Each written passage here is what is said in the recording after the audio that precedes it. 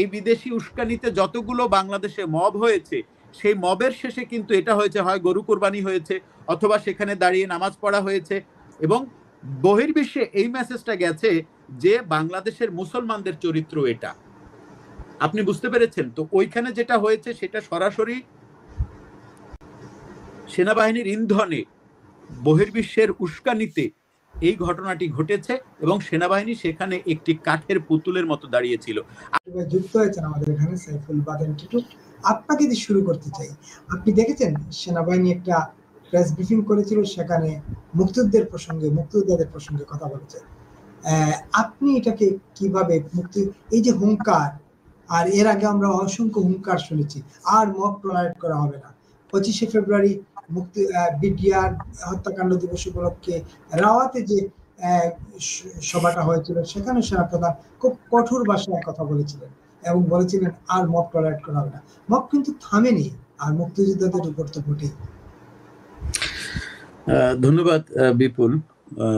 আমার খুব ভালো লাগছে যে আমি আপনার সাথে যুক্ত হয়ে একই প্ল্যাটফর্মে কথা বলতে পারছি। আপনাকে ধন্যবাদ আমাকে এখানে আলোচনায় ডাকার জন্য। দেখেন, এই যে আর মব করে মুক্তিযুদ্ধকে অপমান করার সুযোগ নয়, তার মানে আগে যেটা ছিল সেটা সুযোগ ছিল। দেখেন, এই কথাটা আমার কাছে আসলে মনে হচ্ছে যে প্রেমিক প্রেমিকার খুনসুটি। দেরি করে এসছো, আর এসো না। এতদিন দেরি করে আসাটা আমি টলারেট করেছি, আর দেরি করে এসো না, তাহলে কিন্তু আমাদের ব্রেকআপ হয়ে যাবে। ব্যাপারটা আমার কাছে খানিকটা সেরকম লাগছে, কারণ মুক্তিযুদ্ধ এমনই একটা বিষয় যেটা দল মত এক্সেপ্ট জামায়াত ইসলাম, কারণ জামায়াত ইসলামকে আমি কোনো রাজনৈতিক দলের আলোচনার মধ্যেই আনতে একদম নারাজ। দলমত নির্বিশেষে সকল কিছুর ঊর্ধ্বে হচ্ছে মুক্তিযুদ্ধ, মুক্তিযোদ্ধা, যার মাধ্যমে আমরা একটি স্বাধীন সার্বভৌম দেশ পেয়েছিলাম 30 লাখ শহীদের রক্তের বিনিময়ে, 2 লক্ষ মা বোনের ইজ্জতের বিনিময়ে। সুতরাং আপনি এটা নিয়ে আর টলারেট করা যাবে না, আমরা আগে টলারেট করেছি। আপনাকে ধরুন যে বিগত সরকার স্বৈরাচার ছিল, ভোট ঠিকঠাক মতো করে নাই, আপনারা কি করলেন? মেটিকুলাস ডিজাইন করে নানা কায়দায় সেই সরকারটিকে আপনারা পতন ঘটাইলেন। ওকে, দ্যাটস ফাইন। আপনারা কি করলেন? গণভবনে লুটপাট করলেন ভয়াবহ মাত্রায়। একজন 78 বছর বয়স্ক নারীর অন্তর্বাস নিয়ে আপনারা যে কীর্তন ওখানে করলেন, সেটা হচ্ছে গিয়ে পৃথিবীর সকল মিডিয়ায়, আমি যেহেতু আন্তর্জাতিক একটি মিডিয়ার বোর্ড অফ ডিরেক্টর, আমার বিভিন্ন জায়গায় গিয়ে কথা বলতে হয়, আমি লজ্জায় এই বিষয়টি নিয়ে কথা বলতে পারিনি। তারা আমাকে কথা এই বিষয়ে প্রশ্ন করেছে। আপনারা হয়তো অনেকে চেনেন, সুইডেনে থাকেন আর একজন বাংলাদেশি অ্যাক্টিভিস্ট যার নাম জাহানারা নুরি। উনি আর আমি দুজন একই প্ল্যাটফর্মে এই বিষয়টি নিয়ে যখন কথা বলছিলাম, আমি ঠিক এইভাবে মাথাটা নিচু করেছিলাম। ভিডিওটা এখনো আমার কাছে আছে। মানে আমার মায়ের বয়স আর শেখ হাসিনার বয়স হয়তো খুব বেশি পার্থক্য হবে না। তো এরপরে এটা আপনারা করলেন, আওয়ামী লীগ স্বৈরশাসক ছিল, আওয়ামী লীগ ভোট নিয়ে কারসাজি করছে, গণতন্ত্রের শত্রু, নানা কারণে আপনারা এটা করলেন। ওকে, ফাইন। আপনারা 32 নাম্বার কেন ভাঙলেন?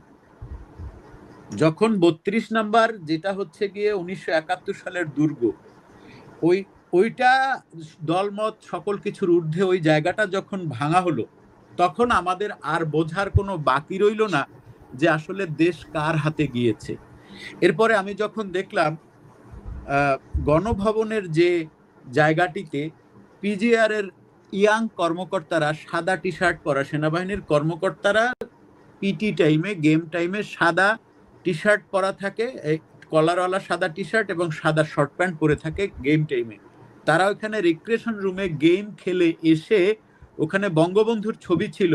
এটা হু দা হেল ইউ আর মাদার ফাকার, যে তুমি বঙ্গবন্ধুর ছবি ওখান থেকে নামিয়ে ফেলবা? তুমি কি কোনো রাজনৈতিক ব্যক্তি?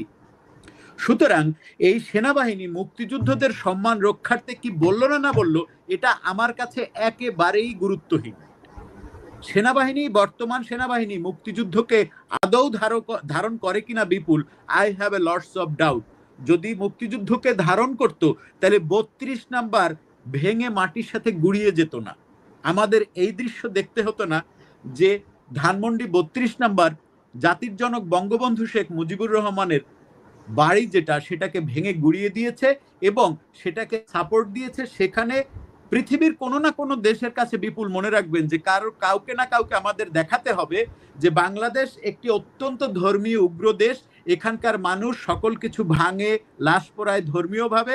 সুতরাং এই দেশে জঙ্গি ভরা, ঘরে বাইরে উঠোনে বিছানায় কবরের মধ্যে আকাশে পাতালে সব জায়গায় জঙ্গি আছে, এটা দেখানোর একটি বিদেশি চক্রের কিন্তু উদ্দেশ্য, এবং they are doing its continuously. You can see সব জায়গায় দেখবেন যে এই বিদেশি উস্কানিতে যতগুলো বাংলাদেশে মব হয়েছে, সেই মবের শেষে কিন্তু এটা হয়েছে, হয় গরু কোরবানি হয়েছে অথবা সেখানে দাঁড়িয়ে নামাজ পড়া হয়েছে, এবং বহির্বিশ্বে এই মেসেজটা গেছে যে বাংলাদেশের মুসলমানদের চরিত্র এটা। আপনি বুঝতে পেরেছেন তো? ওইখানে যেটা হয়েছে সেটা সরাসরি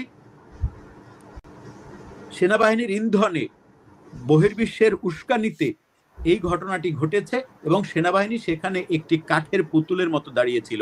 আপনার কি মনে হয় বাংলাদেশ সেনাবাহিনীতে এত আর্মি নেই, ঢাকা ক্যান্টনমেন্টে এত আর্মি নেই যে বঙ্গবন্ধুর ৩২ নাম্বার যখন আগে হুমকি দেওয়া হয়, আগে হুমকি দিয়ে যখন কোনো স্থাপনা ভাঙা হয়েছে, এরপরে যখন এইটা ফ্রান্স থেকে যখন বঙ্গবন্ধুর ৩২ নাম্বার আবার ভাঙার যখন হুমকি দেওয়া হলো, এই হুমকির পরপরে কি ওখানে উচিত ছিল না একটা ভালো চৌকস একটি ফোর্স ওখানে পাঠানো?